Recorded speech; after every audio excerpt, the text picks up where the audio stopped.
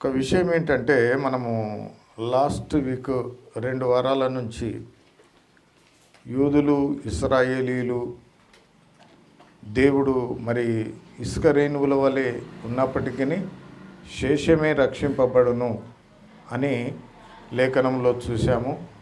చూసినట్లయితే దేవుని యొక్క ప్రణాళిక ఏమిటంటే, యూదులకు యెహోవా దేవుడు మరి వాళ్ళకి సుపుత్రులుగా వాళ్ళని తీర్చిదిద్దినప్పటికీ అందరూ పరలోక రాజ్యం వెళ్ళరు. అందులో మళ్ళీ యూదులైన వారు నూతన నిబంధనల్లో ఉన్న పద్ధతులను పాటించడం వల్లనే వాళ్ళు పరలోక రాజ్యము వెళ్తారు. యూదులైనా సరే, ఇజ్రాయేల్ అయినా సరే, అన్యజనులైనా సరే, ఎవరైనా సరే మరి కొత్త నిబంధన సంబంధించిన దేవుడు ఏదైతే పరిశుద్ధాత్మ ద్వారా బయలుపరిచాడో వాటిని అనుసరించడం వల్లనే జరుగుతుంది. అంటే అపొస్తలుల కార్యం 2వ అధ్యాయంలో దేవుడు ఎప్పుడైతే నూతన నిబంధన సంఘాన్ని కట్టాడో ఆ సంఘ క్రమ పద్ధతుల ప్రకారంగా ఎవరైతే ఉంటారో వారు మాత్రమే పరలోక రాజ్యము చేరుతారని ఉంది. మానవులు వాళ్ళైనా, యూదులైనా, అన్యజనులైనా ఇసుక రేణువుల వలె ఉన్నను దేవుడు మాత్రము మరి దేవుని ఆజ్ఞలు కట్టడాలు అనుసరించి నడిచిన వారిని ఆయన పరలోక రాజ్యంలో స్థానం ఉందని మనం చూస్తున్నాం. ఈరోజు ఈ యొక్క దినమున అన్యజనులైన మనము ఎలా రక్షణలోనికి వస్తాము? అన్యజనులమైన మనము మరి ఆయన అంటాడు, యూదులు నా సొంత బిడ్డలు, నా స్వపుత్రులు, నా యొక్క స్వకీయ జనము అని యూదుల గురించి మాట్లాడాడు. అవును, వాళ్ళు స్వకీయ జనులే, సొంత బిడ్డలే. మరి వాళ్ళకైనా రక్షణ, మనకు రక్షణ లేదా అనే విషయాన్ని మనం ఇప్పుడు ఆలోచిద్దాం. మనకి రక్షణ ఎట్లొచ్చింది? వాళ్ళేమో సొంత కొడుకులు, సొంత కుమారులు అవడం బట్టి, స్వజనం అయ్యడం బట్టి వాళ్లకు స్వజనం అయ్యి నూతన నిబంధన ప్రకారంగా నడుచుకుంటే వారికి రక్షణ వచ్చింది.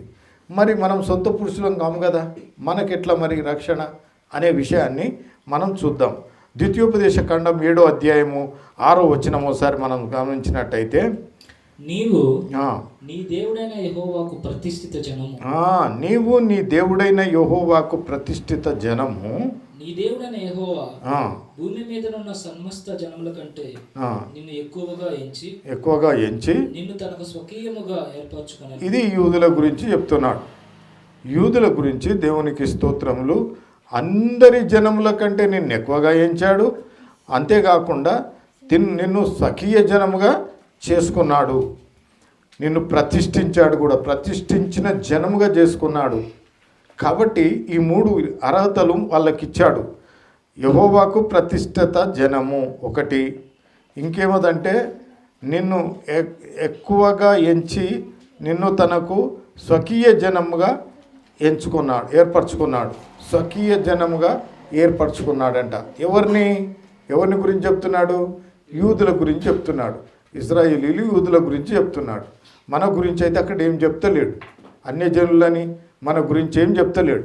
మరి రోమీలకు రాసిన పత్రిక 3వ అధ్యాయము 29వ వచనం చూసినట్టయితే, దేవుడు యూదులకు మాత్రమే దేవుడు. అట్లయితే ఈ విధంగా చూసుకుంటే దేవుడు యూదులకు మాత్రమే దేవుడా? యూదులనే స్వపుత్రులు అంటున్నాడు, మరి తనకు స్వకీయ జనం అంటున్నాడు, మిమ్మల్ని ప్రతిష్ఠించుకున్న అంటున్నాడు, మరి అందరికంటే మీరే ముఖ్యులని మిమ్మల్ని ఏర్పరచుకున్నాను అంటున్నాడు. అయితే ఇవన్నిటిని బట్టి చూస్తే దేవుడు యూదులకు మాత్రమే దేవుడా అని ఒక ప్రశ్న అక్కడ వేసాడు. దేవుడు యూదులకు మాత్రమే దేవుడా? అన్యజనులకు దేవుడు కాదా? అవును, అన్యజనులకు కూడా దేవుడే.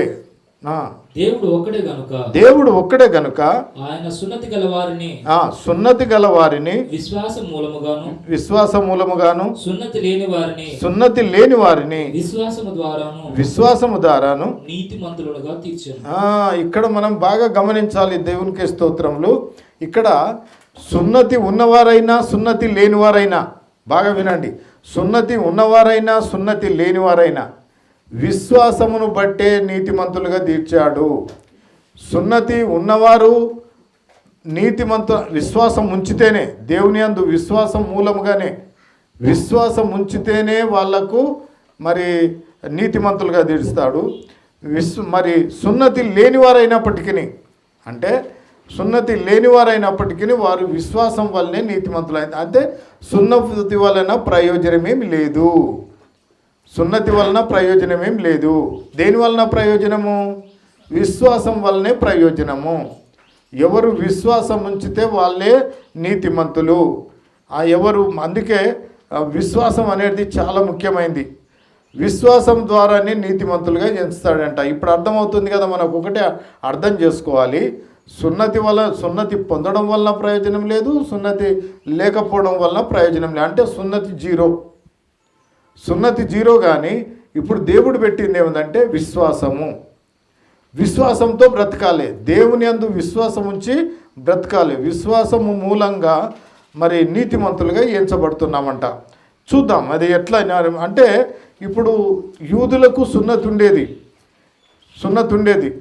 వాళ్ళదిగిన జీరో అయిపోయింది.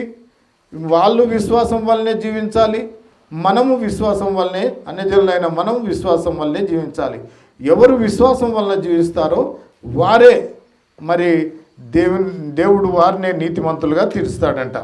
యోహాను సువార్త 1వ అధ్యాయము 11వ వచనం చూద్దాం. యోహాను సువార్త 1వ అధ్యాయము 11వ వచనం చూద్దాం. ఆయన తన స్వకీయుల యొద్దకు వచ్చెను. ఆయన స్వకీయులు ఆయనను అంగీకరించలేదు. ఆయన తన స్వకీయుల యొద్దకు వచ్చెను, స్వకీయులు ఆయనను అంగీకరించలేదు. ఓకే, ఇంకేమంటున్నాడు? తన్ను ఎందరు అంగీకరించిరో వారికందరికి అనగా తన నామమునందు విశ్వాసం ఉంచిన వారికి దేవుని పిల్లలగుటకు ఆయన అధికారం అనుగ్రహించెను. చూడండి, ఇక్కడ చెప్తున్నాడు, ఆయన తన స్వకీయుల యొద్దకు వచ్చాను, ఆయన స్వకీయులు ఆయనను అంగీకరించలేదు. అంటే యూదుల దగ్గరికి వెళ్ళాడు, ఇజ్రాయేళ్ల దగ్గరికి వెళ్ళాడు, వాళ్ళు ఆయనను అంగీకరించలేదు. అప్పుడు ఏం తీర్మానానికి వచ్చాడంటే దేవుడు తను ఎందరు అంగీకరించిరో వారందరికీ, అనగా తన నామమందు విశ్వాసం ఉంచు వారికి దేవుని పిల్లలగుటకు ఆయన అధికారం అనుగ్రహించెను. ఆయన యందు ఎందరైతే విశ్వాసం ఉంచారో, తన నామమును ఎందరైతే నమ్ముతున్నారో, తన నామమందు ఎవరైతే విశ్వాసం కలిగి ఉన్నారో వారే దేవుని పిల్లలగుటకు అధికారము అనుగ్రహించెను. యూదుల్లోగినంతే, ఎవరైతే మరి తన నామమందు విశ్వాసం ఉంచుతున్నారో వారికి అధికారం ఇచ్చాడు. మనగ్గిన అదే చెప్తున్నాడు, అన్యజనులైన మనగ్గిన అదే చెప్తున్నాడు. ఎవరైతే ఆయన నామమందు విశ్వాసం ఉంచుతున్నారో వారికి దేవుని పిల్లలగుటకు అధికారం అనుగ్రహించను. ఇక్కడ మనం బాగా గమనించాలంటే ఏమదంటే, యూదులు సొంత పుత్రులు అయినంత మాత్రాన వాళ్ళకు ప్రాధాన్యత ఇవ్వలేదు. అన్యజనులమైన మనము, దూరస్తులమైన మనల్ని గిన దేవుడు తీసేయలేదు. మనకు వాళ్లకు లాస్ట్కి వస్తే ఒకటే కండిషన్ పెట్టాడు, మీరు ఈ కండిషన్ మీద, వాళ్ళైనా వీళ్ళైనా ఎవరైనా సరే ఈ కండిషన్ మీద ఉంటారో వారికే రక్షణ అని ఒక కండిషన్ తీసుకొచ్చాడు. ఓకే, దేవునికి స్తోత్రములు. 13వ వచనం ఏమంటాడంటే, వారు దేవుని వలన పుట్టిన వారే కానీ రక్తమాంసం వలనైనను శరీరేచ్ఛల వలనైనను మనిషేచ్ఛల వలనైనను పుట్టినవారు కాదు. ఎవరైతే దేవుని కండిషన్లకు ఒప్పుకొని ఆయన నామమందు విశ్వాసం ఉంచి ఆయన చిత్తానుసారంగా జీవిస్తున్నారో వారు ఎలాంటి వారు దేవుని వలన పుట్టిన వారే, యూదులైనా అన్యజనులైనా. ఇంతకుముందు ఏమన్నాడు? యూదులను మరి వాళ్ళని ఏమన్నాడు? నా సొంత పుత్రులు అన్నాడు. ఇప్పుడు వాళ్ళని సొంత పుత్రుడు అనడం లేదు. ఏమంటున్నాడంటే, ఎవరైతే ఏమంటాడు అక్కడ చూడండి, వారు దేవుని వలన పుట్టిన వారే, తన నామమందు విశ్వాసముంచు వారికి దేవుని పిల్లలగుటకు ఆయన అధికారం అనుగ్రహించెను. వారు దేవుని వలన పుట్టిన వారే. వారు ఎవరైతే ఆయన నామందు విశ్వాసం ఉంచారో వారు ఎవరి వలన పుట్టిన వారంట? దేవుని వలన పుట్టిన వారే. కానీ రక్త మాంసం వలనైనను శరీరేచ్ఛల వలనైనను మనుష్యేచ్ఛల వలనైనను పుట్టినవారు కారు. అంటే ఇక్కడ మనకు అర్థమవుతుంది ఏమంటే విశ్వాసమే, ఆయన నామములో విశ్వాసం ఉంచడమే అని మనకు అన్నిట్లలో అర్థమవుతుంది. ఆయన నామందు ఎవరైతే విశ్వాసం ఉంచుతారో వారు నా పిల్లలే అంటున్నాడు దేవుని స్తోత్రం. యూదులే కాదు, మరి ఇజ్రాయేలీలే కాదు, మరి అన్యజనులైన వీళ్ళలో కూడా నా నామందు ఎవరైతే విశ్వాసం ఉంచుతారో వారు నా పిల్లలు అంటున్నాడు. నా కుమారులు, నా కుమార్తెలు అని అంటున్నాడు దేవుని స్తోత్రం. చూద్దాం అపొస్తలుల కార్యం 15వ అధ్యాయం 14వ వచనం చూద్దాం. అన్యజనులలో నుండి అంటే మనము దేవునికి దూరంగా ఉంటిమి. అయితే అన్యజనులలో నుండి దేవుడు తన నామము కొరకు ఒక జనమును ఏర్పరచుకొనుటకు ఏలాగు మొదట కటాక్షించెనో సిమియోను. మనం సిమియోను అనగానే లూకా సువార్త 2వ అధ్యాయంలోనికి వెళ్ళాలి. సిమియోను యేసుప్రభు పుట్టినప్పుడు ఆయనకు సున్నతి చేయవలసిన దినం వచ్చినప్పుడు ఆయన దగ్గరికి వెళ్ళి చేతిలో ఎత్తుకొని ఆయన ఆశీర్వదించాడు. ఏమన్నాడు తెలుసా? యేసుప్రభుని ఎత్తుకొని ఆయన ఒక మాట అన్నాడు, అన్యజనులకు నిన్ను బయలుపరచుటకు వెలుగుగాను నీ ప్రజలైన ఇశ్రాయేలీయులకు మహిమగాను నీవు సకల ప్రజల ఎదుట సిద్ధపరిచిన రక్షణ నేను కన్నులారా చూచి తిని అంటున్నాడు ఆయన. అంటే నీ ప్రజలైన ఇశ్రాయేలీయులకు మహిమగాను అన్యజనులకు నిన్ను బయలుపరచుటకు వెలుగుగాను. అంటే అన్యజనులకు ఇశ్రాయేలీయులకు కూడా రక్షణ ఇచ్చుడు. అంటే ఇక్కడ అన్నాడు ఇంకా 31వ వచనంలో ఏమంటాడంటే నీవు సకల జనుల ఎదుట సిద్ధపరిచిన నీ రక్షణ నేను కన్నులారా సకల జనులకు, యూదులు కావచ్చు, ఇశ్రాయేల్ కావచ్చు, అన్యజనులు కావచ్చు, ఇంకే దేశస్తులైనా కావచ్చు, వీళ్ళందరికీ మరి సకల ప్రజల ఎదుట సిద్ధపరిచిన రక్షణ. యేసుకేమని అర్థం అంటే సకల ప్రజలకు సిద్ధపరిచిన రక్షణ ఆయన అని సిమియోను మరి సిమియోను చెప్పాడని ఇక్కడ అపొస్తలుల కార్యంలో మనం చూస్తున్నాం. సిమియోను వివరించి ఉన్నాడు. మొదట మీకు సిమియోను వివరించి ఉన్నాడంట అంటే ఈ లూకా సువార్త 2వ అధ్యాయము 30, 31, 32లో దాని గురించి ఉంది. దేవునికి స్తోత్రం. అయితే మరి ఇప్పుడు మనము అపొస్తలుల కార్యం 15వ అధ్యాయము మనం చూస్తున్నాం కదా. 14వ వచనం అయిపోయింది, 16వ వచనం చూద్దాం. ఆ తర్వాత యేసుప్రభు అంటున్నాడు, ఆ తర్వాత నేను తిరిగి వస్తాను, మనుషులలో కడమవారును నా నామము ఎవరికి పెట్టబడెనో కడమవారు తక్కినవారు అంటే యూదులు కానీ అన్యజనులు కానీ కడమవారు ఎవరికి పెట్టబడేనో, నా నామము ఎవరికి పెట్టబడేనో ఆ సమస్తమైన అన్యజనులను ప్రభువును వెతుకున్నట్లు ఆ సమస్తమైన అన్యజనులు అంటే ప్రతి ఒక్క మనిషి సమస్తమైన అన్యజనులు మనల్ని అంటున్నాడు. సమస్తమైన అన్యజనులు ప్రభువును వెతుకున్నట్లు పడిపోయిన దావీదు గుడారమును తిరుగు కట్టెదను, దాని పాడైన వాటిని తిరుగు కట్టి నిలవబెట్టదనని అనాది కాలం నుండి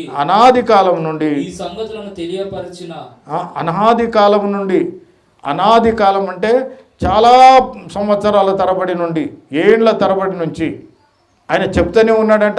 మళ్ళీ నేను దావీదు గుడారాన్ని తిరిగి కట్టిస్తా అని ఆయన చెప్తూనే ఉన్నాడంట. పాడైన దావీదు గుడారమును తిరిగి కట్టేదను, దాని పాడైన వాటిని తిరిగి కట్టి దాన్ని నిలవబెట్టేదనని అనాది కాలము నుండి ఈ సంగతులను తెలియపరిచిన ప్రభువు సెలవిచ్చుచున్నాడు అని వ్రాయబడి ఉన్నది. అనాది కాలం నుండే చెప్తున్నాడంట, మళ్ళీ నేను సమకూరుస్తా, మళ్ళీ నేను దావీదు గుడారాన్ని కట్టిస్తా అని చెప్తూనే ఉన్నాడంట. దావీదు గుడారాన్ని కట్టియాలంటే ఓన్లీ యూదులను ఒక్కరినే మరి తీసుకొని వస్తే దావీదు గుడారం కట్టబడదు. కానీ అన్ని జనులందరూ, అన్యజనులు కానీ యూదులు కానీ మరి ఇజ్రాయిల్ కానీ అందరూ మరి వాళ్ళందరినీ పోగు చేస్తేనే దావీదు గుడారము మళ్ళీ కట్టబడుతుందని మనం చూస్తున్నాం. దేవుని స్తోత్రం చెల్లిస్తున్నాడు. అంటే అట్లాగే ఆమోసు గ్రంథం 9వ అధ్యాయం ఎప్పటి నుంచి చెప్తున్నాడంటే ఆమోసు గ్రంథంలోకినే ఈ విషయం చెప్పాడు. ఏది పడిపోయిన గుడారాన్ని మళ్ళా కడతా. ఆమోసు గ్రంథం 9వ అధ్యాయం 11వ వచనం.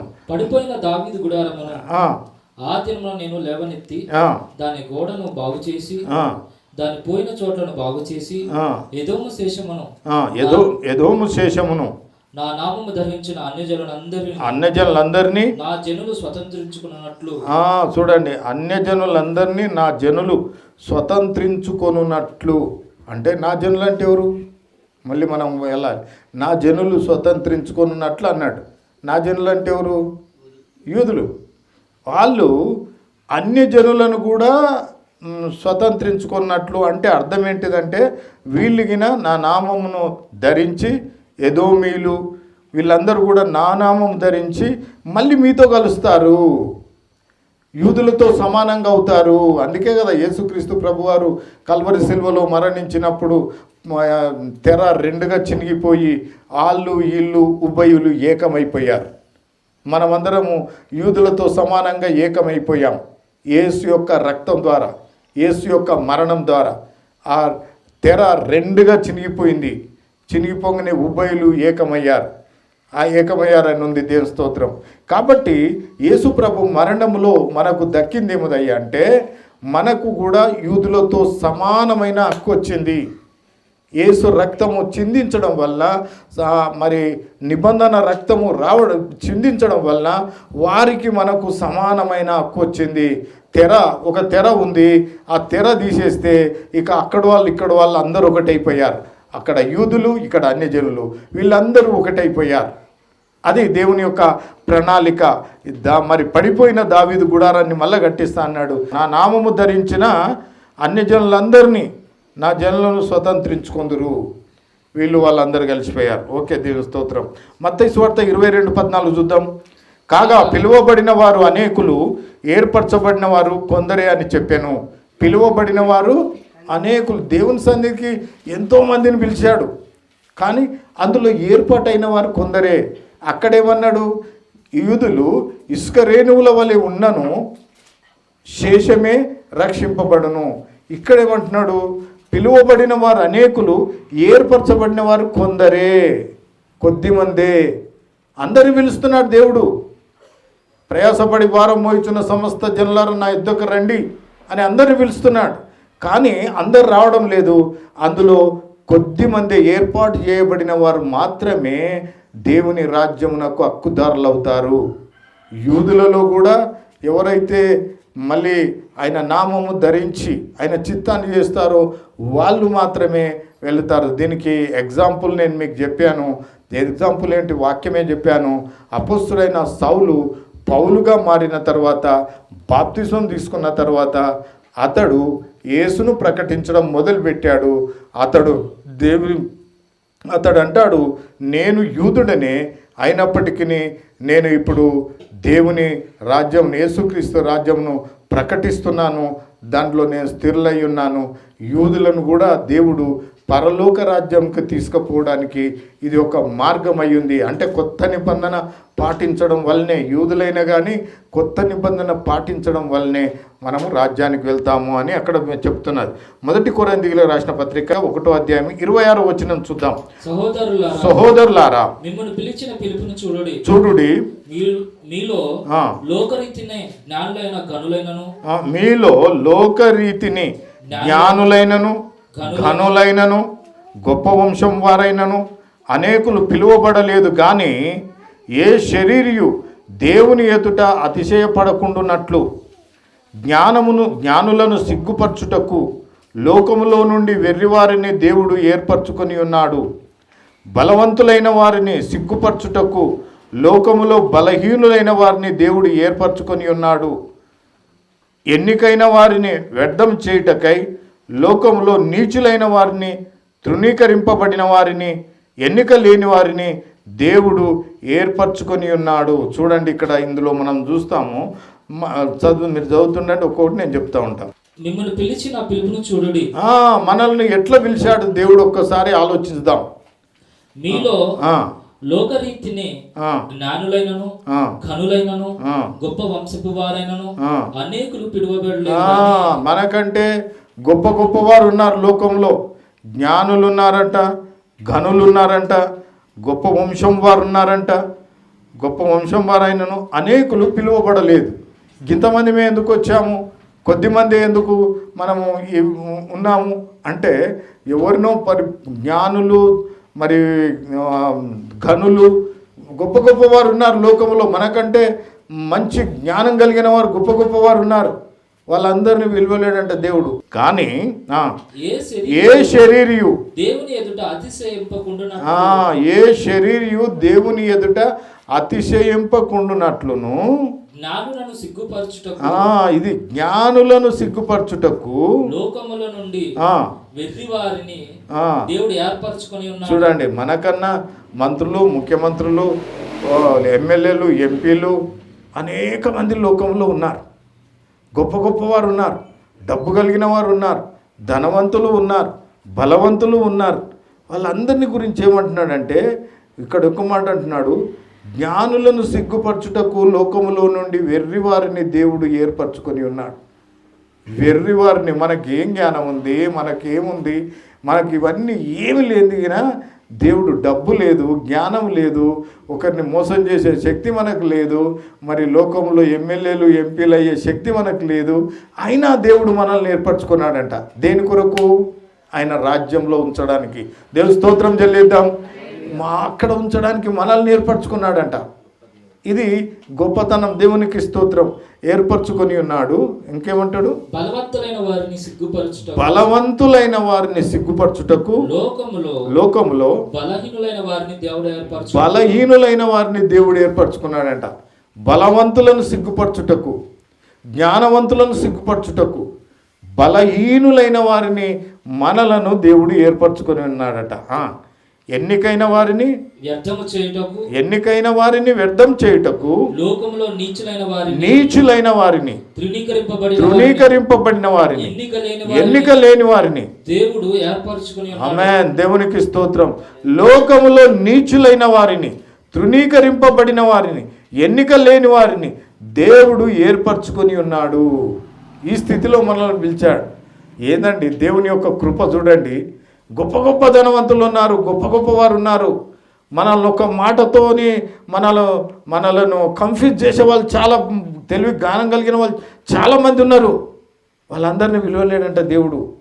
వెర్రి వారిని పిలిచాడంట. చూడండి, విద్య లేని పామరులను పిలిచాడు. చూడండి, అప్పుడు యేసుప్రభు ఉన్నప్పుడు చేపలు పట్టే జాలరులను పిలిచి వారిని తన శిష్యులుగా చేసుకున్నాడు. చేపలు పట్టే జాలరులు అప్పుడు లేరా?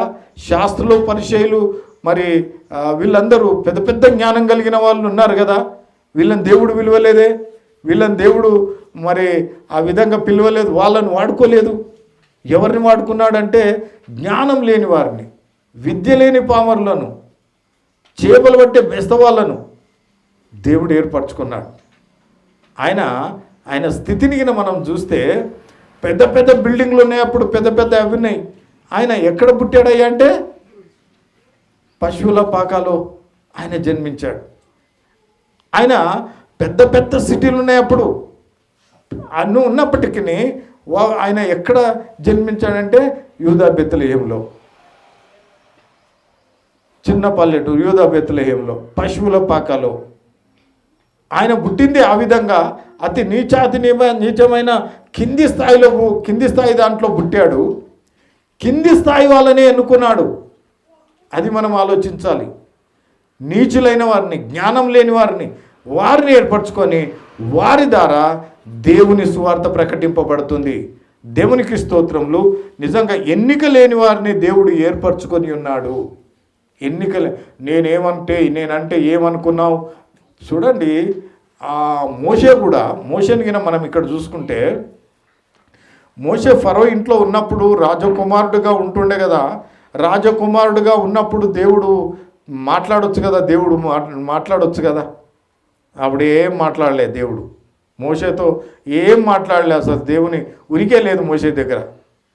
ఎప్పుడైతే మోషే వెళ్ళి గొర్రెలను కాచుకుంటున్నాడో, ఇక నాకేం లేదని జీరో అయ్యాడో, రాజగృహంలో ఉన్నప్పుడు మాట్లాడవలసిన దేవుడు అప్పుడు మాట్లాడలేదు. జీరోగా ఎప్పుడైతే అయ్యిండో, గొర్రెలను మేపుకుంటున్నాడో ఇంకా నాకేం లే, అప్పుడు దేవుడు మాట్లాడాడు మోషేతో. మోషే, ఐగుప్తు దేశంలోకి వెళ్ళాలి, అక్కడ ఉన్న నా ప్రజలు మరి మొర్ర పెడుతున్నారు, వాళ్ళని విడిపించాలని దేవుడు మాట్లాడాడు. అంటే దీని అర్థం మనం ఏమి జీరోగా ఉన్నప్పుడు దేవుడు మాట్లాడతాడు, హీరోగా ఉన్నప్పుడు దేవుడు మాట్లాడండి అని అర్థం. దేవుని స్తోత్రం. నేనంటే ఏమనుకున్నావు అంటే దేవుడు మాట్లాడాడు. నేను గొప్పవాడిని అంటే మాట్లాడాడు. నేను జ్ఞానవంతుని అంటే దేవుడు నీతో మాట్లాడాడు. నాకు ఏం జ్ఞానం ఉంది, అసలు నేను జీరో అని ఎప్పుడైతే మనం అనుకుంటామో అప్పుడు దేవుడు నీ దగ్గరికి వస్తాడు. దేవునికి కావాల్సింది జీరోలే కావాలి, హీరోలు కాదు. దేవుని స్తోత్రం. చాలా మటుకు చాలామంది ఏమనుకుంటారంటే, ఓ నేనంటే ఏమనుకున్నావు అనుకుంటారు. అట్లాగానే కాదు, దేవుడు జీరోగా ఎవరైతారో వారిని ఎన్నుకుంటాడంట. అంటే తన్ను తాను తగ్గించుకోవాలన్నట్టుగా, నాలో ఏమి లేదు అంతా దేవునికి అప్పగించుకోవాలి. ప్రభువా, నేను ఇక ఈ గొర్రెలను మేపనికి వెళ్తున్నాను, అక్కడ ఏ క్రూర మృగాలు ఏమి తిన్నా నీవే, ఇక అన్నిటికీ నీవే అని మోషే దేవునికి అప్పగించుకున్నాడు. కాబట్టి దేవుడు మోషేని పిలిచి ఆ పొదలో నుండి మోషే మోషే అని పిలిచి మోషేతో మాట్లాడి నువ్వు ఐగుప్తు దేశమునకు వెళ్ళాలని చెప్పాడు. కాబట్టి మనలో మన గర్వం కానీ అహంకారం కానీ మరి ఇంకేమది ఈర్ష్య కానీ ఇవన్నీ మనలో ఉంటే దేవుడు మనతో మాట్లాడాడు.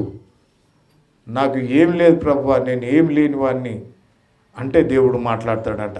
గలతీలకు రాసిన పత్రిక 3వ అధ్యాయము 26వ వచనం చూద్దాం. యేసుక్రీస్తునందు మీరందరూ విశ్వాసము వలన దేవుని కుమారులై ఉన్నారు. అంతే, యేసుక్రీస్తునందు మీరందరూ విశ్వాసం వలన దేవుని కుమారులై ఉన్నారు. ఎవరు? అన్యజనులైన మనము దేవుని కుమారులుగా ఎట్లా మార్చబడ్డామంటే యేసునందు విశ్వాసం ఉంచడం వల్లనే దేవుని కుమారులుగా మార్చబడ్డాము.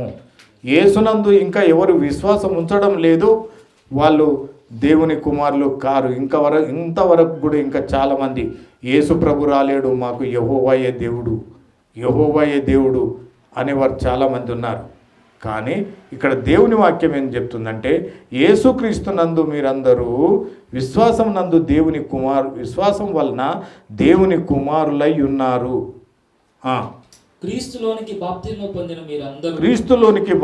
పొందిన మీరందరూ క్రీస్తును ధరించుకొని ఉన్నారు. ఇందులో యూదుడని గ్రీకు దేశస్థుడని లేదు, దాసుడని స్వతంత్రుడని లేదు, పురుషుడని స్త్రీ అని లేదు, యేసుక్రీస్తునందు ఏకముగా ఉన్నారు. మీరు క్రీస్తు సంబంధులైతే క్రీస్తు సంబంధులైతే అంటే క్రీస్తు వారైతే ఆ పక్షమందు అబ్రహాం యొక్క సంతానమై ఉండి వాగ్దాన ప్రకారంగా వారసులై ఉన్నారు. యూదులు ఎవరి సంతానము? అబ్రహాం యొక్క సంతానం. అందుకే వారికే మరి సొంత పురుషులు వారికే సొంత పుత్రులుగా ఎంచాడు. ఇప్పుడు ఏమంటాడంటే, క్రీస్తులోనికి బాప్తిజం పొందిన మీరందరూ క్రీస్తును ధరించుకొని ఉన్నారు.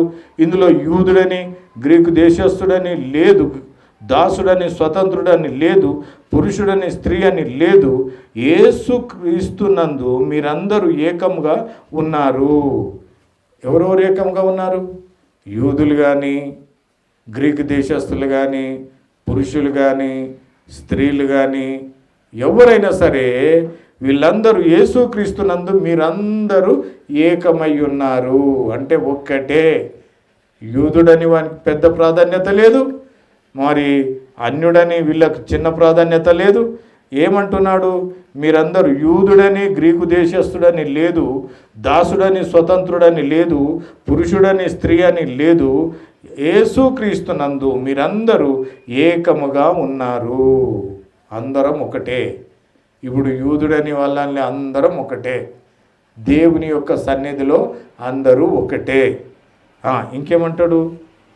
మీరందరూ క్రీస్తు సంబంధులైతే, క్రీస్తు వారైతే ఆ పక్షమున అబ్రహాం యొక్క సంతానమై ఉండి వాగ్దాన ప్రకారంగా వారసులై ఉన్నారు. ఇప్పుడు మనం పరలోక రాజ్యానికి వారసులయ్యాం. యేసు ద్వారానే వారసులయ్యాం మనం. అందుకే మనం యేసుక్రీస్తుని ఆరాధిస్తున్నాం, అందుకే మనం యేసుక్రీస్తు నామమున ప్రార్థన చేస్తున్నాం, అందుకే యేసు నామంలో బాప్తిసం తీసుకుంటున్నాం, అందుకే యేసులో సమస్తం చేస్తున్నాం. దయ్యంలో నిలగొడుతున్నాం యేసులో, మరి రోగములను స్వస్థపరుస్తున్నాం యేసులో, ఏది చేసినా యేసులోనే చేస్తున్నాం. కారణం ఏంటంటే యేసు ద్వారానే మనము మరి వారసులమయ్యాము, పరలోక రాజ్యమునకు వారసులమయ్యాము. అబ్రహాం యొక్క సంతానం అయ్యుండి వాగ్దాన ప్రకారంగా దాసులమై ఉన్నాం. మనమందరం గిన అబ్రహాం సంతానం అయిపోయాం. యూదులు ఎవరి సంతానము? అబ్రహాం సంతానమే. మనం అన్ని జనులైనా ఇప్పుడు మనం ఎవరి సంతానము? అబ్రహాం సంతానమే. దేన్ని బట్టి అయ్యాము? క్రీస్తునందు విశ్వాసం ఉంచడం వలన మనము కూడా అబ్రహాం సంతానమే అయిపోయాం. అంటే యూదులతో సమానంగా అయిపోయాం మనము. యూదులకు మనకు డిఫరెంట్ ఏమి లేదు.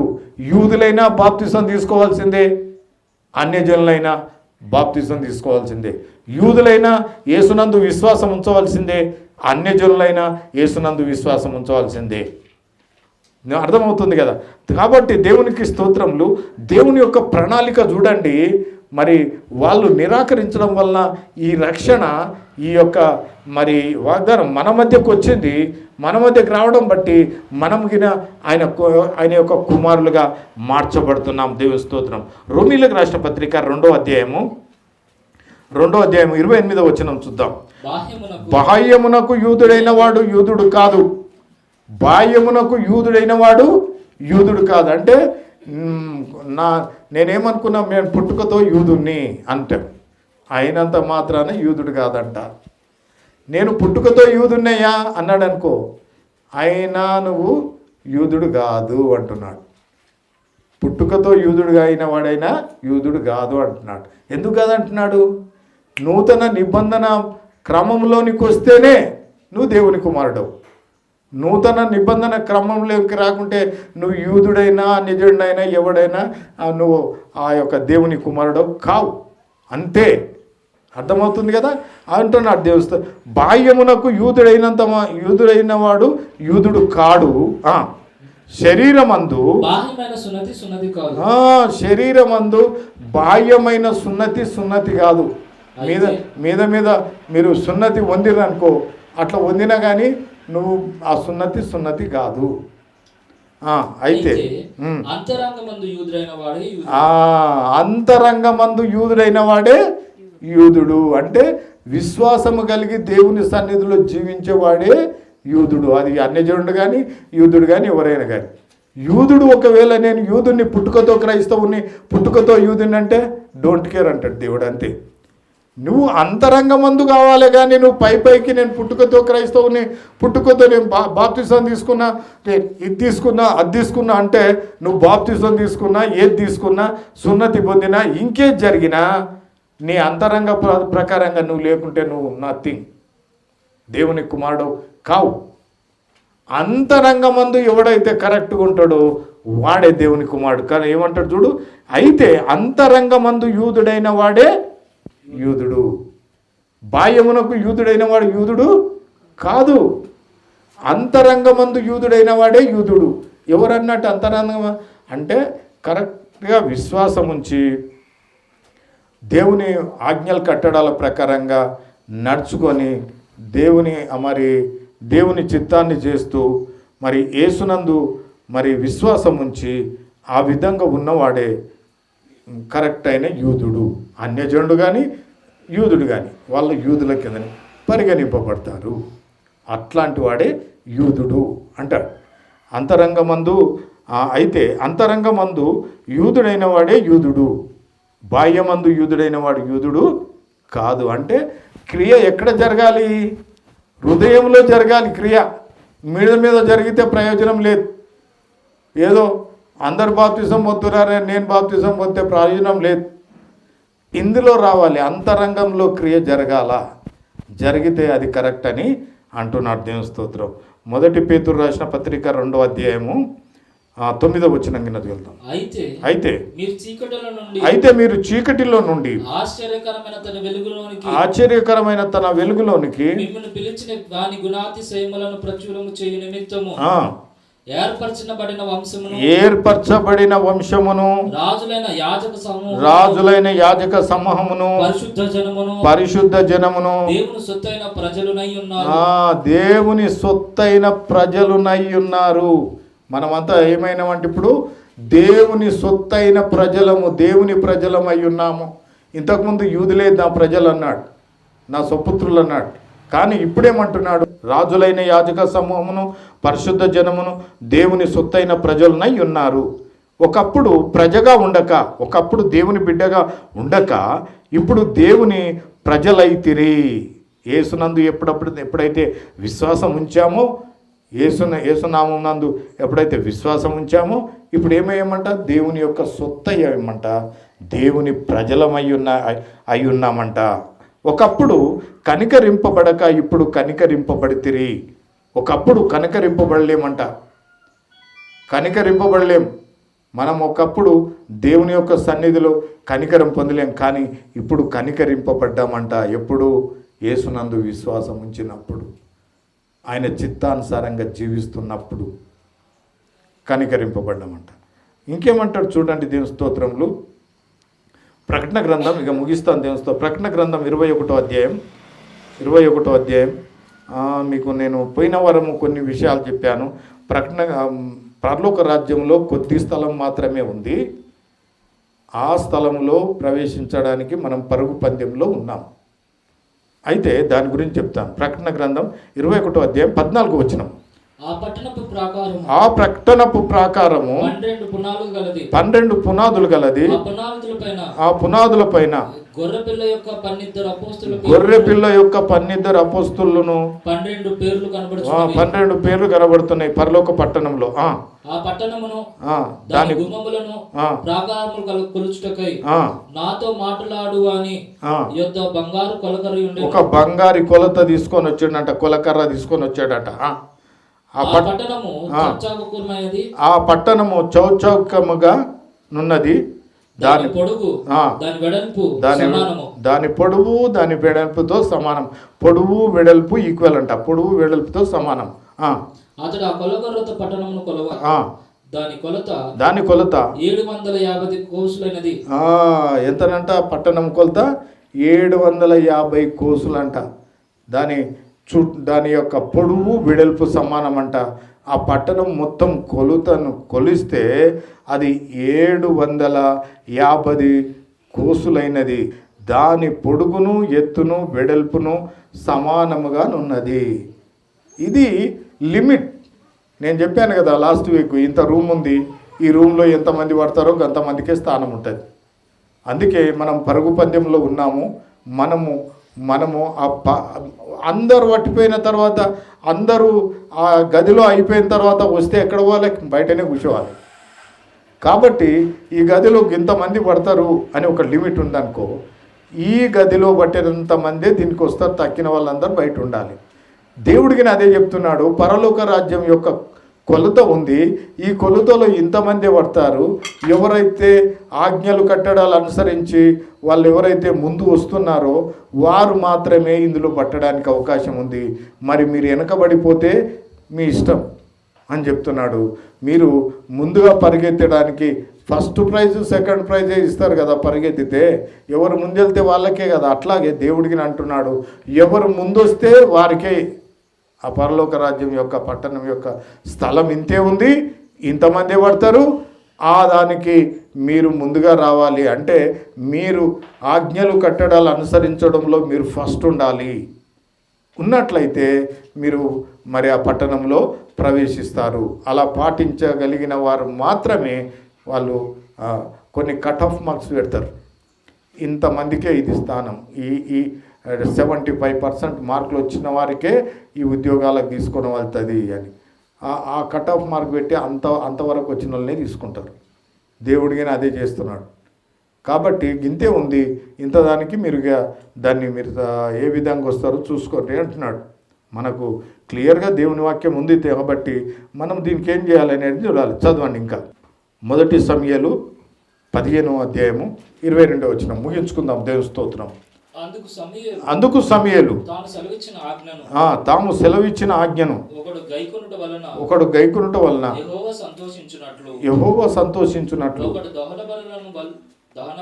ఒకడు దహన బలులను అర్పించుట వలన ఆయన సంతోషించునా?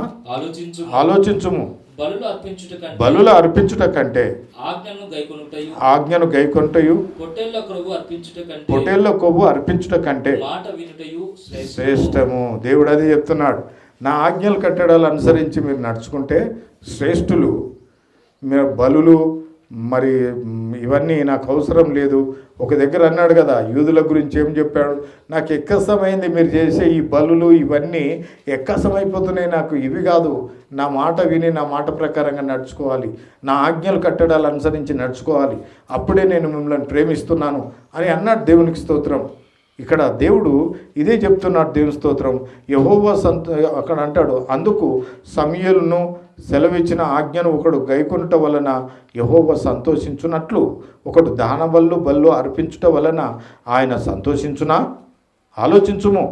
బలులు అర్పించుట కంటే ఆజ్ఞను గైకొనుటయు పొటేళ్ల క్రొవ్వు అర్పించుట కంటే మాట వినుట శ్రేష్టము. మనకు తెలుసు దేవుని స్తోత్రములు. మనము ఇంతవరకు వాక్యమును వింటూ మనము యూదులకున్న ఆ ఒకదాన్ని వాళ్ళు యూదులు అంగీకరించకపోవడం వలన అన్నాడు కదా అక్కడ దేవుని స్తోత్రములు. అక్కడ ఒక మాట అన్నాడు దేవుని స్తోత్రం. వారు ఆయన స్వకీయుల యొద్దకు వచ్చెను, ఆయన స్వకీయులు ఆయనను అంగీకరించలేదు. వాళ్ళు అంగీకరించలేదు కాబట్టే అన్యజనులైన మనకు ఈ మోక్షం దొరికింది కదా. ఆయన అంగీకరించలేదు కాబట్టి ఆయన ఒక తీర్మానంలోకి వచ్చాడు. ఏమన్నాడంటే, తన్ను ఎందరు అంగీకరించిరో వారందరికీ అనగా తన నామమందు విశ్వాసం ఉంచు వారికి దేవుని పిల్లలగుటకు ఆయన అధికారము అనుగ్రహించెను. అర్థమైందా దేవుని స్తోత్రం? నిజంగా దేవుడు ఎంత గొప్పవాడు. ఇక్కడ మనం ఒకటి ఆలోచించాలి. మనము నిర్లక్ష్యంగా చేస్తే మనకన్నా ఇంకెవడు ముందుకు వస్తే వాడిని తీసుకుంటాడు దేవుడు. ఇది మాత్రం గ్యారంటీ. చాలామంది నేను బాప్తిసం తీసుకున్న అయిపోయింది, నేను ఇక దేవునిలోకి వెళ్తున్నా, ప్రార్థనకి వస్తున్నా అంటే అయిపోయింది అనుకుంటున్నారు. కానీ మనకన్నా ముందు ఇంకో కొంతమంది ముందుకెళ్తున్నారు. పవర్ఫుల్గా దేవుని వాక్యాన్ని అందుకొని ముందుకెళ్తున్నారు చాలామంది. వాళ్ళు ముందుకెళ్తే నువ్వు వెనుకకైనావు అనుకో. ఒకడు వచ్చిండు, పరిగెత్తుకుంటూ వచ్చిండు, వీడు ముందుండే నేను అంత బాగానే ఉన్నా అనుకుంటున్నాడు, ఈయనే ఉంటున్నాడు. ఇంకొకడు వచ్చేసిండు ముందుకు, వీడు వెనకకి వెళ్ళిపోయాడు. ఎవరిది? వీడిని గెలిపైతే తర్వాత. అందుకే మనం పరుగు పందెంలో ఉన్నాము, పోటీలో ఉన్నాము. ఏం పోటీలో? ఆ యొక్క పరలోక రాజ్యంలో ప్రవేశించడానికి ఒక పోటీలో ఉన్నాము. మనం నిర్లక్ష్యం చేయకూడదు, మన విశ్వాస జీవితాన్ని నిర్లక్ష్యం చేయకూడదు. మనం ఇంకా దినదినము పరుగు పందెంలో ఇంకా ముందుకెళ్తూనే ఉండాలి, విశ్వాసంలో ముందుకెళ్తూనే ఉండాలి. కానీ మనం నిర్లక్ష్యం చేసి నేను బాప్తిసం తీసుకుని అయిపోయింది, ఎట్లన్నా నేను దేవుడు పరలోక రాజ్యం తీసుకెళ్తాడులే అని చప్పుడుదాకా ఉంటే ఆ తర్వాత నీకన్నా వేరే వాళ్ళు ముందుకు వస్తారు, ముందుకు వచ్చి వాళ్ళు వెళ్తారు. అప్పుడు ఆ పరలోక పట్టణం నింపబడుతుంది, నీకు స్థానం లేదు అని చెప్తాడు. ఎంత భయంకరమైన సంగతి చూడండి. ఇంతకాలం దేవునిలో ఉండి ఇంత దేవుని మనం దేవునిలో ఇంతకాలం ఉండి బాప్తిసం తీసుకొని నేను క్రైస్తవుని అని చెప్పుకొని ఇదంతా చేసి ఆ లాస్ట్కి వెళ్ళేటకాల పరలోక రాజ్యం వెళ్ళకుంటే ఎంత ఘోరమైన స్థితి. కాబట్టి మనము పరుగు పందెంలో ముందుండాలి. అందుకే రాత్రి పగళ్ళు ప్రార్థన చేయాలి, ప్రభువును వేడుకోవాలి, వాక్యం చదవాలి, ప్రార్థన చేయాలి, దేవుని సువార్త కొరకు ప్రయాసపడాలి. ఇవన్నీ మనం చేస్తే మనల్ని దేవుడు ముందు వరుసలో ఉంచుతాడు. అలాంటి కృప దేవుడు మనందరికీ అనుగ్రహించి నడిపించలాగిన ప్రార్థన చేద్దాం. దేవుని స్తోత్రములు. ఇచ్చిన వాక్యాన్ని